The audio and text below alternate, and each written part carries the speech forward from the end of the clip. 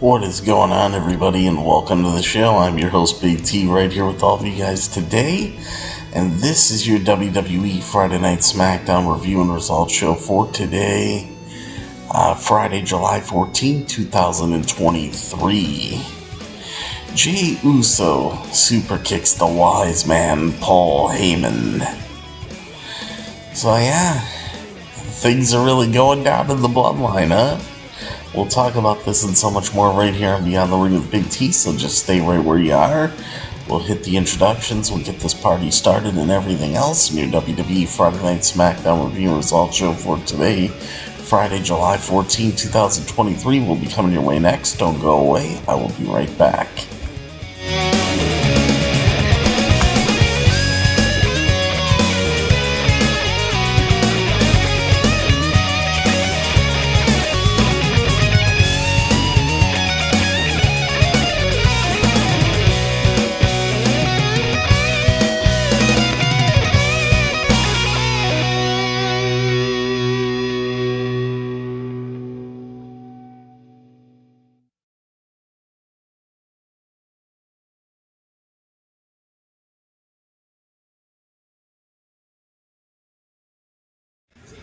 This is M-Dog 20, Matt Cross. We're in Cleveland, Ohio, and you are checking out Beyond the Ring with my man, Big T. Thank you, man.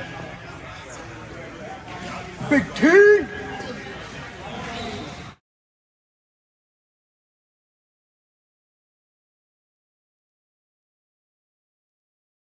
Hello, this is EC3 of TNA Wrestling, and you are so very fortunate because you are watching Beyond the Ring with Big T. This is the bad boy Joey Janela, and you're watching Beyond the Ring. BT.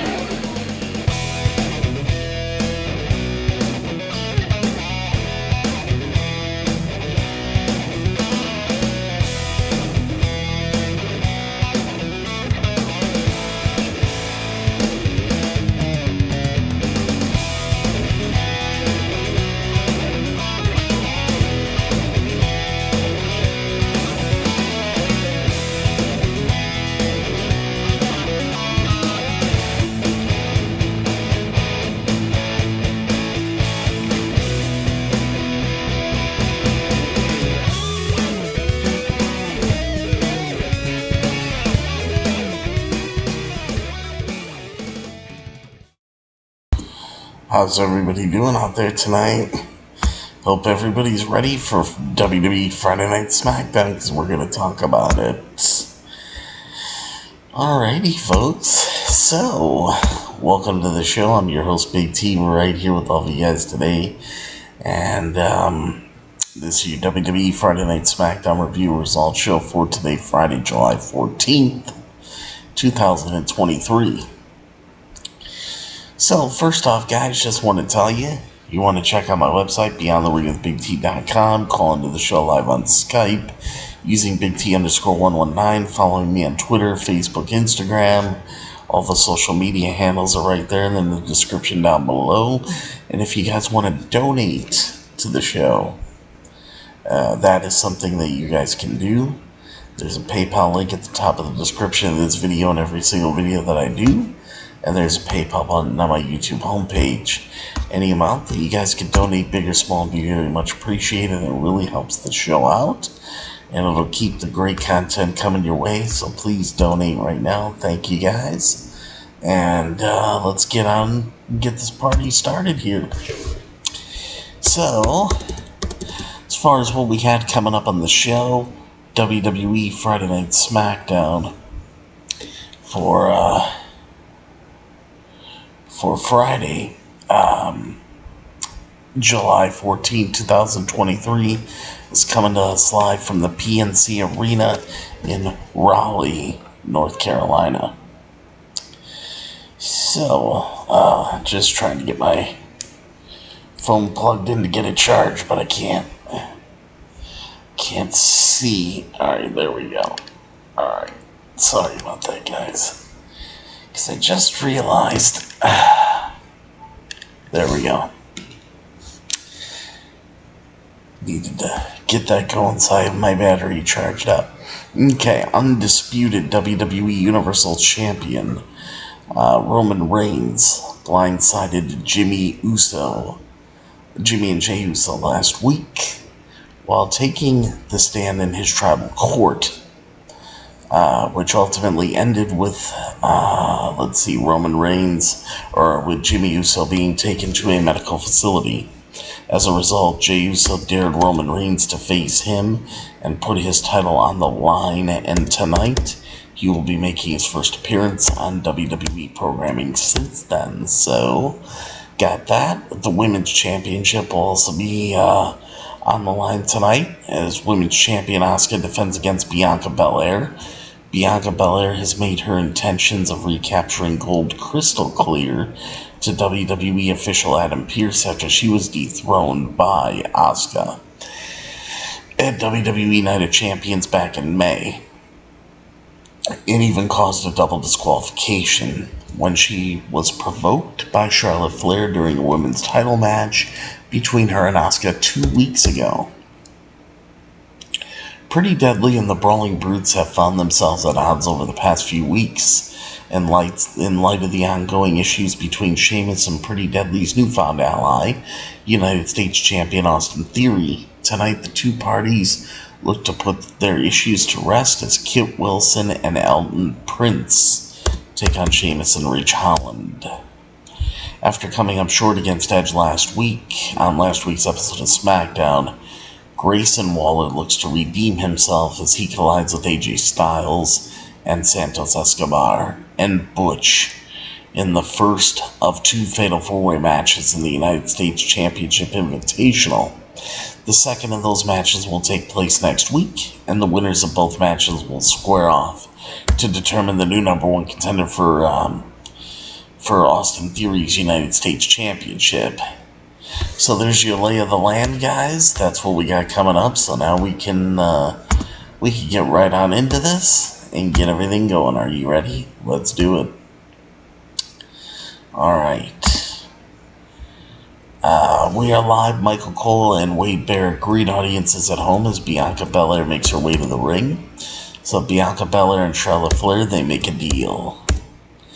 Bianca says people say good things come to those who wait, but she's found it hard to follow that advice. Bianca says tonight is the night she finally gets her Women's Championship rematch and says it is her night, as she says patience is a virtue, but vengeance is sweet, and Asuka will get what is coming her way when she loses her title. Charlotte Flair's music hits. Charlotte comes down to the ring. Charlotte says Bianca got her all fired up and tells her that she thinks Bianca's going to win. as Charlotte says when Bianca becomes the new champion, then Charlotte wants no confusion as to who is next in line. Bianca says everyone knows the line starts where Charlotte is, and Charlotte says it will be the two of them who will meet for the Women's Championship, as Bianca says nothing would be bigger than the two of them meeting for the title at WWE SummerSlam if she wins. And Charlotte agrees for the challenge, and Bianca says she is ready for Asuka. Bianca and Charlotte shake hands, and then that was it. And then we see Asuka watching what just went down from a backstage television monitor, so she was good to go. And that was the opening segment. Now, if I was to give my thoughts on this, I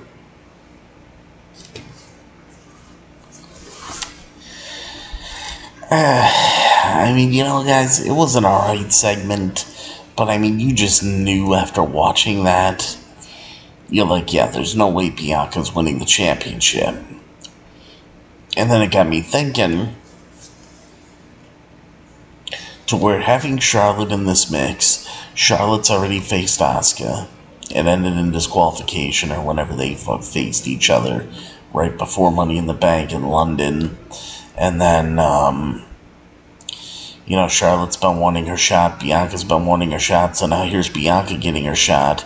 So I'm like, this is probably going to end with some kind of disqualification finish where it's not conclusive. And then this is going to leave Charlotte and Bianca wanting to challenge Asuka for the championship, and it ended up being a triple threat, which of course would happen. Sorry, guys. Which would happen at SummerSlam. So that's what we got there. Yes, I mean, it was what it was. Then after this, we move on. We move on to our first match of the night. Which honestly, this match, I didn't really know how to feel about it. Because, it's just one of those things where, like, okay, again, this just was what it was, but Pretty Deadly versus the Brawling Brutes with Butch in their corner. So Sheamus and Prince begin the action. The bell rings, Prince slides out of the ring, Sheamus drags Wilson inside the ring and rains down some right hands as Prince hops in the ring to save Wilson, but Sheamus plants him and does the same to Wilson, as he then dumps Wilson out of the ring and plants Prince with a clothesline, and then tags in Ridge Holland. Ridge Holland delivers a splash, and Sheamus follows it up with a body slam. Holland delivers a right hand before Wilson tags in, and Pretty Deadly double teams on Holland as Wilson lands a forearm, and then tags Prince back in. And Prince wears down Holland and then tags Wilson in. Pretty Deadly then double teams on Holland, but Holland plants both of them with a double back body drop and tags Sheamus back in. Sheamus dumps Wilson out of the ring and delivers the 10 beats of the Bodhrán to him as Holland does his own version of the move on Prince. Go to commercial, come back from the commercial break. Wilson delivers a running uppercut, and then Prince tags in and wears down Sheamus, and then tags Wilson back in.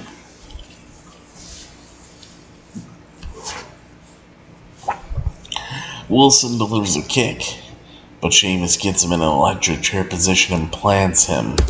He looks to tag in Holland, but Prince pulls him off the apron. Wilson then delivers a neck breaker and ascends to the top, but Sheamus catches him with a knee and tags in Holland. Prince tags in and catches Pretty Deadly with a series of back body drops and power slams, and then takes turns delivering splashes to the pair in opposite corners. He then suplexes Prince on top of Wilson before landing a Fisherman's Buster on Prince. Wilson then drags Prince out of the ring, but Sheamus levels Pretty Deadly and gets Prince back in the ring. Holland delivers a side slam to Prince and goes for the pin, but Wilson breaks the fall. Sheamus takes him down with a bro kick as Prince unties the top turnbuckle into it as he sends Holland crashing into it face first, and then ascends to the top and delivers a leg drop for the 1, 2, 3 and the pin and the win, and your winners are Pretty Deadly. So Pretty Deadly gets the win, but there's also some news coming out of this match, guys. And it's some news that, it has to do with Pretty Deadly. So, this obviously is some news that you guys do need to hear. And we're going to get into this right now, so hope you guys are ready. So this is what we got. Pretty Deadly's Elton Prince has reportedly been injured on WWE Friday Night SmackDown. WWE SmackDown star and one half of Pretty Deadly, Elton Prince, was injured during the July 14, 2023 episode of WWE Friday Night SmackDown. According to PW Insider, Elton Prince separated his shoulder, and that was why he was wearing a sling while on the SmackDown Lowdown, which can be seen in the tweet below, because they have a tweet here where you can see it. It is unclear how long Elton Prince will be out of action. So, basically, Pretty Deadly's thing on the SmackDown Lowdown, they are confused at what Fight Night is. That's what they talk about. But Prince's injury happened during Pretty Deadly's match against the Brawling Brute, Sheamus and Ridge Holland. Ridge Holland took to Twitter on Saturday afternoon to clarify what happened, noting that Prince's injury was because of the awkward way that he landed from the pounce. Pretty Deadly did end up winning the match against the Brawling Brutes. Prince got the tag with the leg drop to Holland. So to set people, this is what Ridge Holland tweeted, and I quote, so to set people straight before they get all pissy, it wasn't the belly to belly, it was a walkie landing from the pounds, out of my control. Wishing Elton Prince a speedy recovery, tweeted Ridge Holland. Elton Prince and Kit Wilson were drafted to SmackDown during the 2023 WWE Draft. Before that, they were on WWE NXT, and prior to that, Pretty Deadly was on the now defunct WWE NXT UK brand. Pretty Deadly are two-time WWE NXT Tag Team Champions and one-time WWE NXT UK Tag Team Champions. So, I'd like to wish Elton Prince a speedy recovery. Hope he gets back soon, and this will be interesting to see how this goes now. But that's the news coming out of SmackDown for Pretty Deadly. Let's see, guys. Let's see what we got here.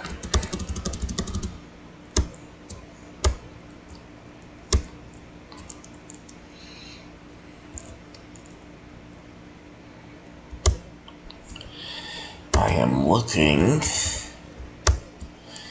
Okay.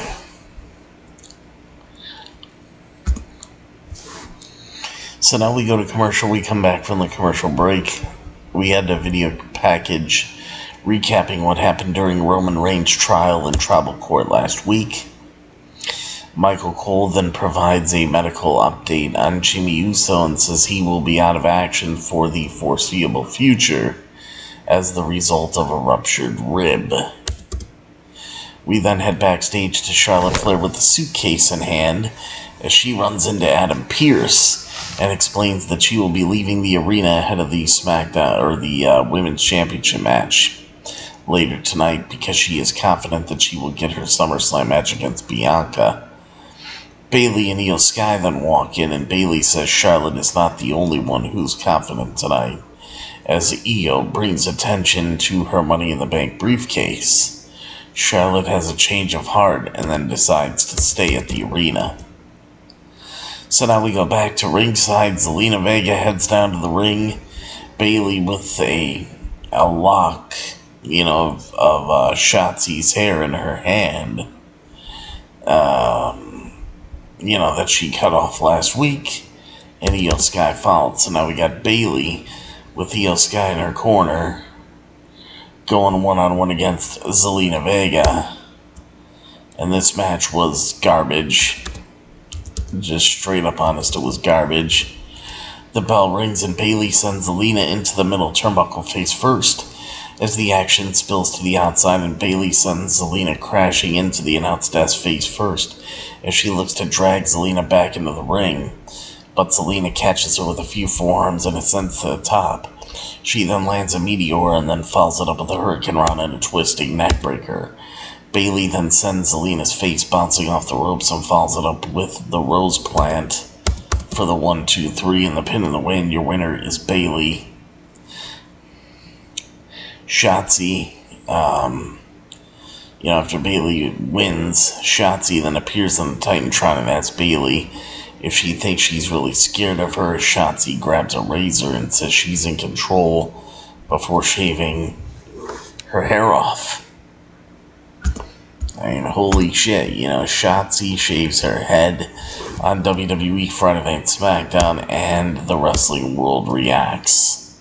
Shotzi is in control now, and the wrestling world is loving every second of it.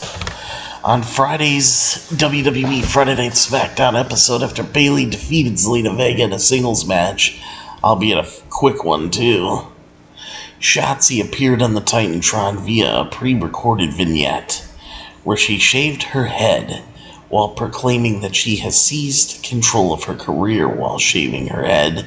Shotzi would laugh maniacally, thereby spooking the onlooking Io Sky and Bayley, as Bayley had been parading around with a lock of Shotzi's hair now for the past couple weeks or last week, whatever.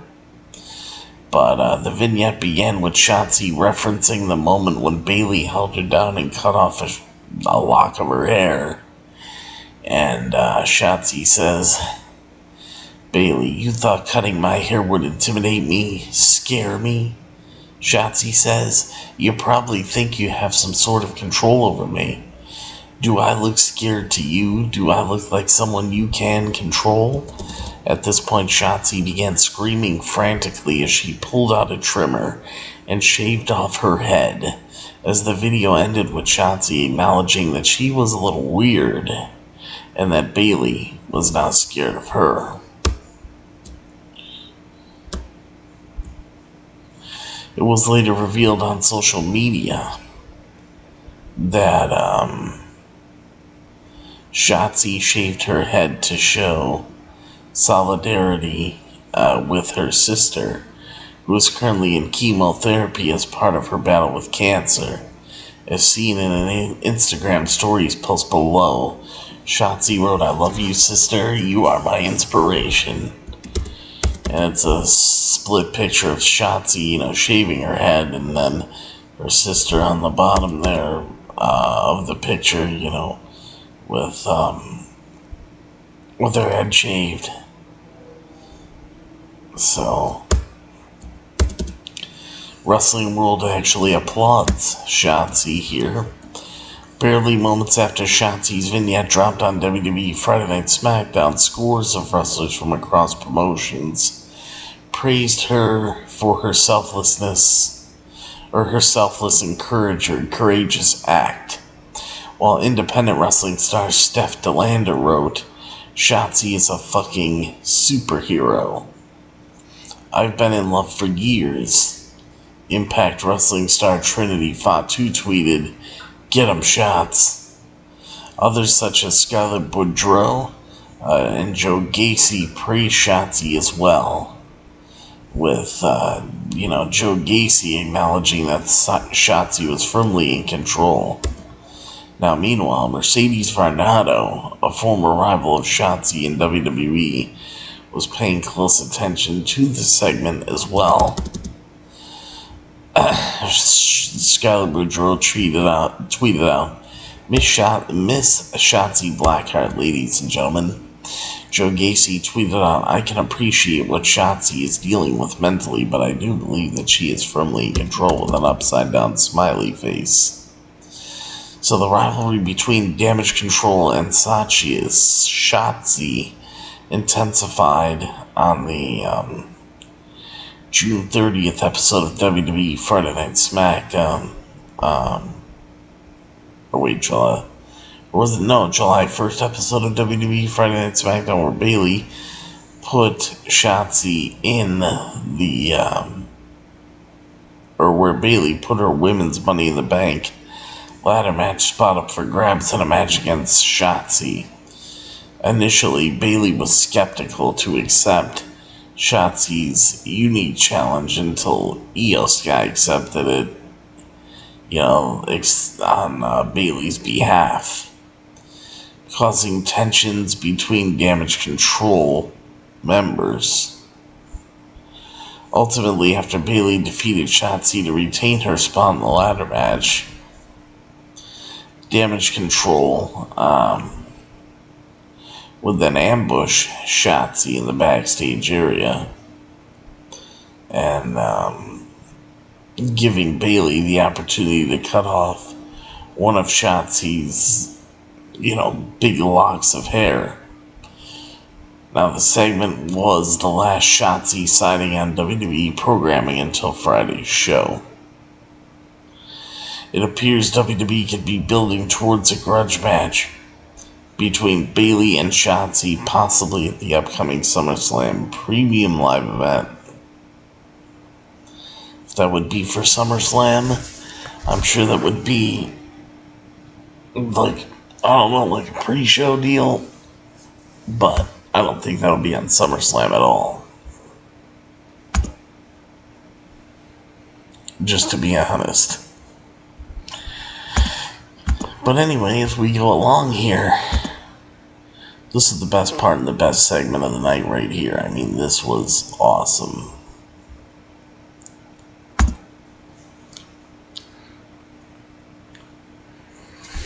Jey Uso makes his way down to the ring, so we hear from Jey Uso.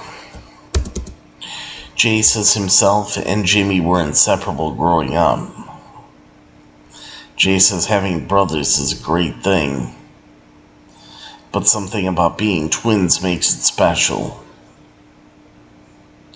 As Jey says he's sad if Jimmy is sad, happy if Jimmy is happy, angry if Jimmy is angry, and hurt if Jimmy is hurt. Jey says he never thought that Jimmy would be hurt by a family member in a million years, and says he respects all of his family members except for Roman Reigns and Solo Sikoa, which is his cousin and his brother, and Paul Heyman. He even threw Paul Heyman in there. Jey says he is the real tribal chief, but before he can continue, Paul Heyman and Solo Sikoa appear. They come out, and Heyman says that Solo is not here to enforce Heyman's will or victory for the bloodline, but rather peace. Heyman tells Jey that they will be stepping in the ring and nothing will happen because they will just be talking. He informs him that he will be coming face to face with Roman Reigns next week to discuss the rules of engagement. and for now they are just here to chat. Heyman says that Jey is sounding more and more like a tribal chief every single day, but he has no self-awareness, and he doesn't have the consciousness needed to be the right-hand man.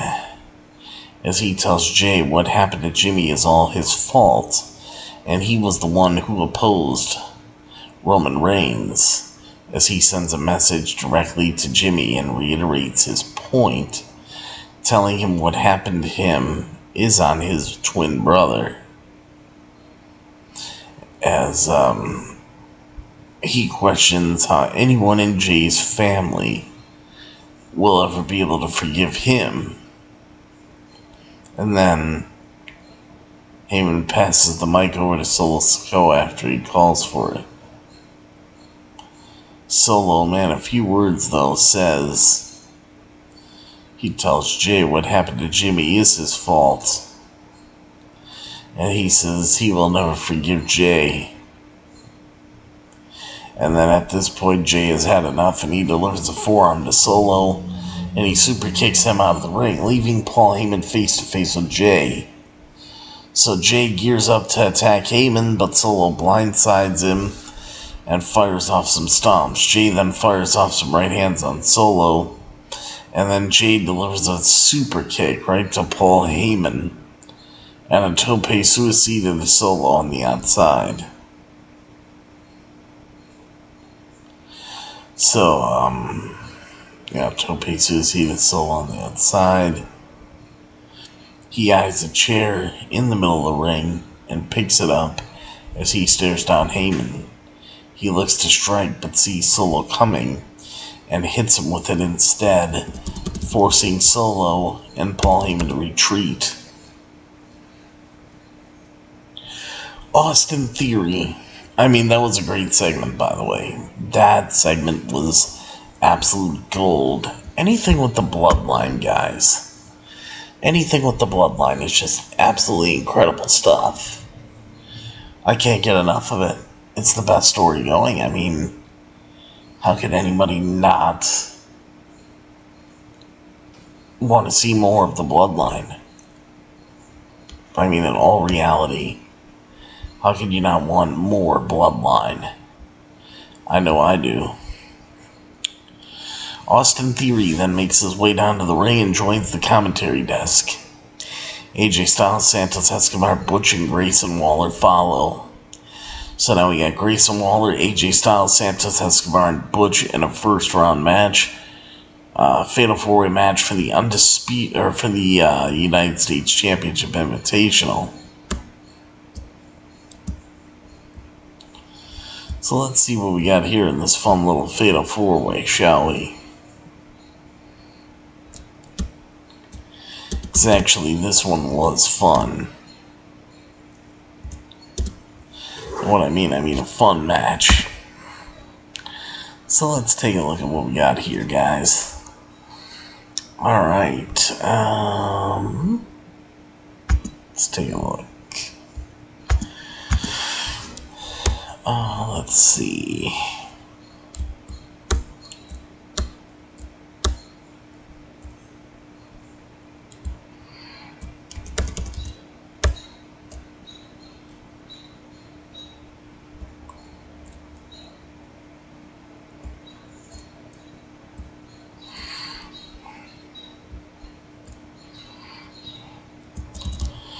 I got some news here since we just talked about the bloodline stuff. And check this out. WWE Friday Night SmackDown reportedly broke historic new ground for wrestling programs last week. Last Friday, the Tribal Court segment that took up roughly the first third of WWE Friday Night SmackDown popped a huge rating, beating recent highs to make it the biggest episode in years, but the historical significance was greater than that, as outlined in the newest Wrestling Observer newsletter. The July 7, 2023 WWE Friday Night SmackDown appears to be the first time a pro wrestling show has ever been the top English language show of the week on all of television. In the key 18 to 49 demographic of adults aged 18 to 49, SmackDown average days 0.76. 18 to 49 key demographic rating and 986,000 viewers, 18 to 49. As the show peaked in the second quarter hour, the back half of the tribal court by averaging 3,070,000 viewers overall and 1,223,000 of those viewers in the key 18 to 49 demographic for a 0.94 rating in the key 18 to 49 demographic. And you take that 18 to 49 viewers off of that 3,070,000, take it 1,223,000 off that. That'll leave you with 1,847,000 viewers. Then you add that 1,223,000 on top of that 1,847,000. That will give you 3,070,000 viewers overall. Described as the largest number for a SmackDown quarter in several years, for the uninitiated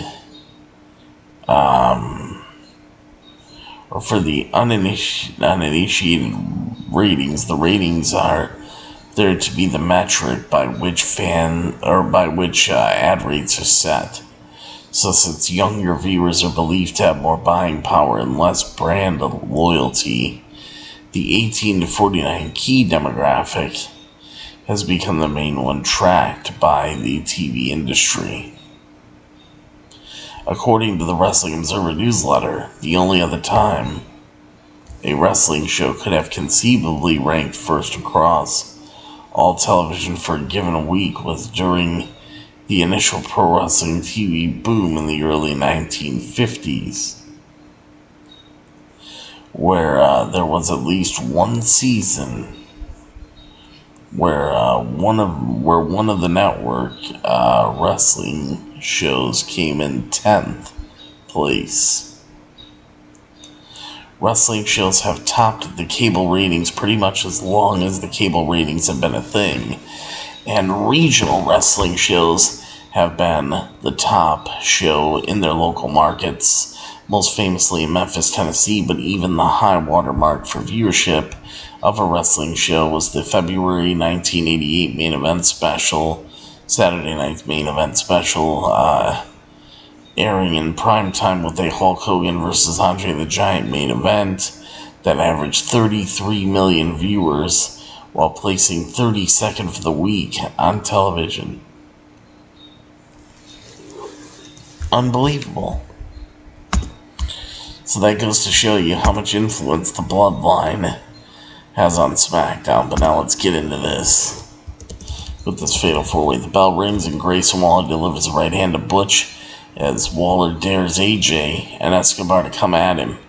But he slides out of the ring as Butch blindsides him off the steel ring steps as Escobar and AJ take turns rolling each other up in the ring. AJ sends Escobar over the top rope and Butch levels him as he then gets in the ring and exchanges right hands with AJ before Waller rolls them both up. AJ and Butch kick out and then levels Waller and goes after one another. Escobar goes flying off the top rope to take them both down and then delivers a kick to Waller and executes a chop. Butch catches Waller with a German suplex and stomps on his hand. AJ takes him on and then delivers a Pele kick to Escobar. We go to commercial. We come back from the commercial break. Waller fires off knees on Butch's head as he delivers a kick to Escobar's midsection and then grabs Butch's head and gets in his face. Butch peels Waller's hand off of his head and snaps his fingers. But Waller catches him on the back body drop that sends him out of the ring. And AJ then delivers a forearm to Waller and follows it up with a shoulder breaker. as he goes for a pin, but Butch breaks up the pinfall. Escobar delivers a chop to Butch and then sits him on the top rope and delivers an enziguri. He then delivers a Hurricane Rana to Butch onto AJ, but AJ pins Butch. Butch kicks out before delivering an enziguri to Waller and Escobar on the top turnbuckle. AJ joins in on the fun, and Escobar pulls Waller as AJ and Butch, pulls Waller, AJ, and Butch down with the sunset flip triple powerbomb, so monster doom spot there. He then delivers a running knee to Waller, and then the Phantom Driver, and then goes for the pin, but AJ and Butch break up the fall, and the three-man exchange strikes in the middle of the ring as Butch delivers an enziguri to AJ and Escobar. Escobar looks to go flying, but Butch catches him with a right hand as he goes for a pin, but Waller breaks the fall. Waller dumps Butch out of the ring and looks for a clothesline, but Butch ducks it and delivers a moonsault off the ropes. Escobar then delivers a tope suicida to both men and tosses Butch back in the ring as he gets him up on his shoulders, but AJ catches both men with a phenomenal form and looks for the Styles Clash on Butch.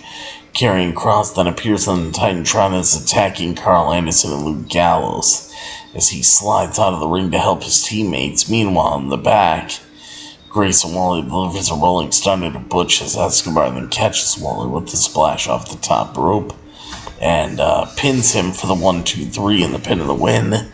So your winner is Santos Escobar, moving on in this United States Championship number 1 contendership tournament. So, that's what we got there.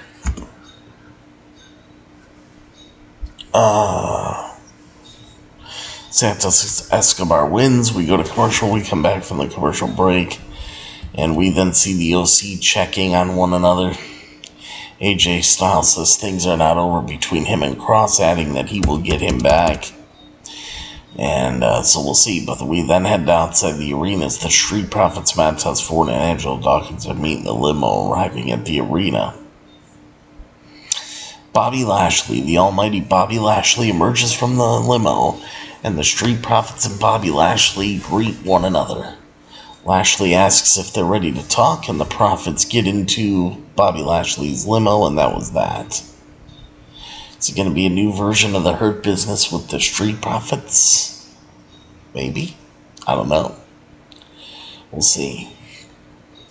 We then head to videos from Rey Mysterio, Cameron Grimes, and Sheamus ahead of their first round Fatal 4-Way match for the United States Championship Invitational next week. So,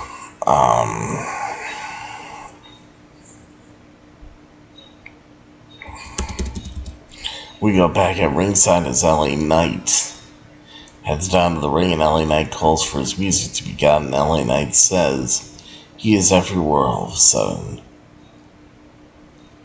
And LA Knight says everyone wants to use his name to get clicks or to get views and clicks on the internet. LA Knight then says he's the best decision WWE's ever made. He says no one back there can touch him. And then he says Austin Theory's United States Championship is in trouble. As LA Knight then says he is coming for Theory and the US title. And no matter what you call him, you will be calling him champ very soon. So, we'll see what happens with that. Yeah, will we be calling him champ soon? Honestly, who knows? So, at this point, guys, we only got really one piece of business left here. So it's time for the main event of the evening for WWE Friday Night SmackDown tonight. And it looks like this. Bianca Belair makes her way down to the ring and Asuka follows. So we got a singles match for the WWE Women's Championship. And we got the WWE Women's Champion Asuka defending her WWE Women's Championship against Bianca Belair. So Bayley and Io Sky make their way through the crowd with a ticket in hand. The bell rings, and Asuka sends Bianca crashing into the mat. Bianca fires back at the shoulder tackle.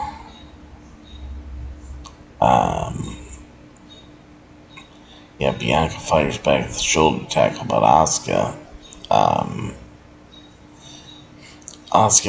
delivers a hip attack in the corner. Bianca sends Asuka into the top turnbuckle face first, and then looks for the KOD, the Kiss of Death. Asuka escapes and lands a code breaker. Charlotte Flair appears in the crowd with a ticket in hand. So Charlotte Flair, all of a sudden, she could get front row tickets for a show that only has less than 10 minutes left on its airtime. They weren't really thinking too far ahead when they were thinking of that whole story, trust me. Something ain't right over there, guys. They should actually do better when it comes to things like that to make it more realistic. But anyway.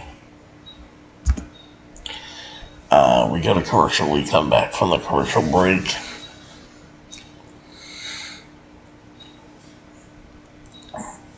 Bianca lands a single leg drop kick and a vertical suplex as she follows it up with her signature moonsault and goes for a pin. But Asuka kicks out. Asuka then lands a drop kick off the top rope before Bianca looks to go flying off the ropes. Asuka catches her with an Asuka lock, but Bianca counters into a pin. Asuka kicks out. The action spills to the outside, and Asuka looks for a sliding knee off the apron. Bianca catches her on her shoulders and delivers the KOD, the Kiss of Death, to her on the top of the table. Bayley and Io look to cash in Io's briefcase, but Charlotte hops the barricade and catches Bayley with a big boot, obviously with Charlotte's bare feet. As Io stares down Bianca. Io stares down Bianca. As Charlotte looks to spear Io, but Io ducks out of the way. And Charlotte ends up hitting Bianca. Let's see.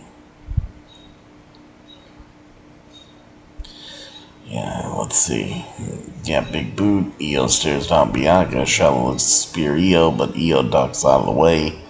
And Charlotte hits Bianca with the spear instead.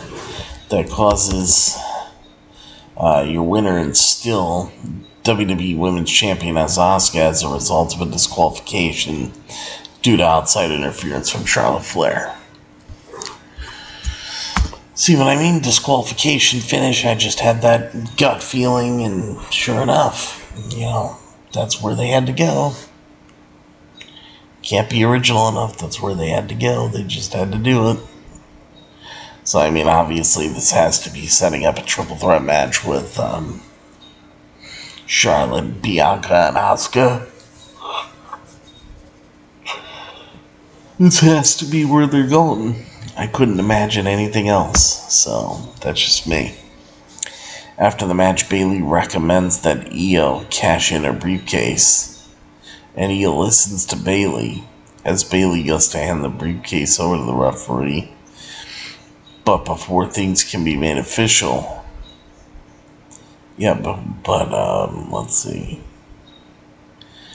Io listens to her. Bayley goes to hand the briefcase over to the referee. But before things can be made official, Asuka spits her blue mist into Bayley's face, and Asuka at that point slips out of the ring with her title, and that was that. Asuka's still your women's champion.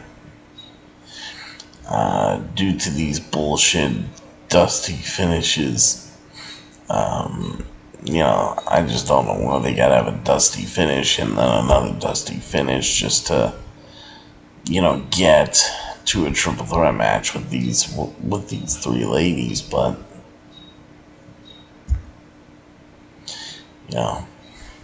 it's what it is, guys. So anyway, hope you enjoyed the show. As far as what I would rate SmackDown on a scale of 1 to 10, I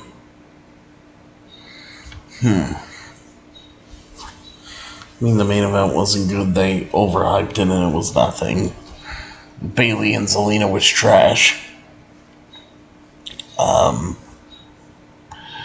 The Fatal 4-Way United States Championship thing, that was good. For the number 1 contendership, that was a good match. Pretty Deadly and the Brawling Brutes, that was just okay. The Bloodline stuff was awesome. And there were other things that kind of flew well, but that's what it was. So on a scale of 1 to 10, I'll have to say WWE Friday Night SmackDown for Friday, July 14, 2023. I'm going to go ahead and give WWE Friday Night SmackDown here, especially with the Bloodline stuff, but, I can't give it a perfect score. I'll give it a 7 out of 10. 7 out of 10. It was decent. It was alright, but, it was nothing to, write home about, like, oh my god, this is amazing. No. Nothing like that, so. There you go, 7 out of 10, and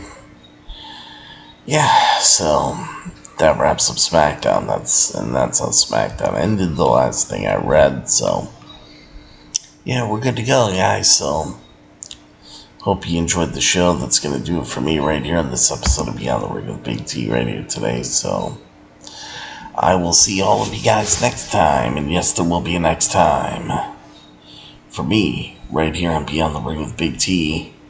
That will be for your AEW Collision, AEW Rampage, AEW Battle of the Belt review and results shows. I don't know when they'll come. Maybe Collision could come tomorrow. I mean, we'll see. We'll see how it goes. I really don't know, but we'll keep an eye on it. We will keep an eye on it, guys. But I just wanted to get SmackDown out of the way, and wasn't even 100% sure if I was going to review it tonight, but I was like, you know what, I could get through one show here, I'll get through one podcast for you guys just to give you some content from what happened over the weekend and all the AEW stuff that could come at a little later date, so. And then, don't forget us and we won't forget you. And of course, if you want the best, and yes, I do mean the absolute best for all of your professional wrestling needs, right here on the internet, right here on YouTube.com today, always remember to think Beyond the Ring with Big T. And then, of course, everybody, as always, thank you very much for watching and listening to your WWE Friday Night SmackDown review and results show here for today, Friday, July 14th, 2023. And then, that's what we got, guys. So I really do hope that you enjoyed the show, because I had a lot of fun here with you guys tonight as well. It's always good being here, so. Anyway, everybody, thank you very much for watching and listening to your WWE Friday Night SmackDown review results show for today, Friday, July 14th, 2023. And then, of course, everybody, I think you know how it goes. As always remember that I'm your host, Big T, and I'll see all of you at the matches, and I will see all of you for your AEW Collision, Rampage, and Battle of the Belt 7 review results shows when I can get to them, but trust me, I will. Alright, guys, well, take care, everybody. I love you all, and of course, good night, everybody. Ha ha ha ha.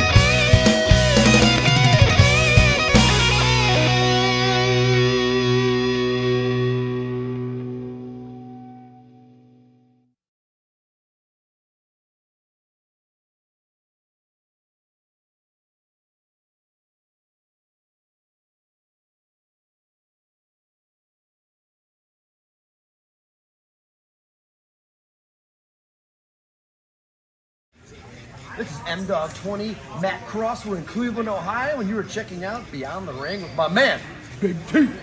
Thank you, man. Big T.